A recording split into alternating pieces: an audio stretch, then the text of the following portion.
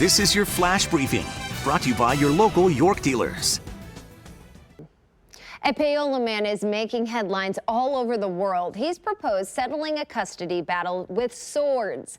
David Ostrom is asking a judge for trial by combat. We spoke to Ostrom yesterday. He tells us he was thinking of Game of Thrones when he submitted court filings in Iowa over a child custody and money battle. He's frustrated by a system that, in his words, is stacked against men.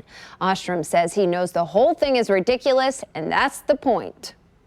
I'm not interested in physically causing harm to anyone. I've kind of run out of options and no one pays attention to what I think is a hardship on myself and my children. They've tried to ignore me, not address equal custody, and I think this puts a spotlight on them. Trial by combat isn't technically against the U.S. or Iowa Constitution. His ex's lawyer responded, asking he lose visitation rights and submit to a psychiatric evaluation. A proposed quarry expansion is causing some concern in Greenwood. Last night, hundreds of people showed up to speak out against the plan. The planning and zoning meeting was moved to the school gym to accommodate the large crowd. The debate lasted for several hours.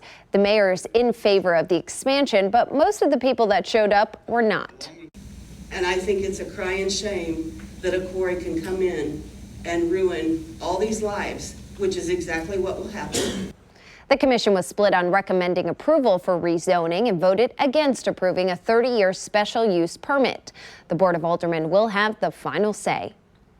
As students in Columbia head back to campus, the University of Missouri is trying out an app that tracks if students show up for class. The athletic department has used the Spotter EDU app for a couple of years now.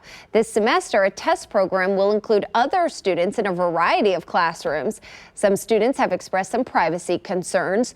The school says the app will not track students outside of the classroom. It is another murky start out there to begin your morning routine with fog. We have mist, drizzle, wet conditions expected on those roadways for your morning rush hour. We do have a Storm Track 5 weather alert through our morning rush hour today with this moisture that you're going to have to kind of move through for that morning routine. Now, we are mild, many of us in the 40s right now, but we will fall in terms of temperatures. By tonight, we're seeing readings in the 20s. Turn to KCTV5 News for the latest updates. This is your personalized flash briefing because KCTV5 News stands for you. Brought to you by your local York dealers, heating and cooling products built in the Midwest.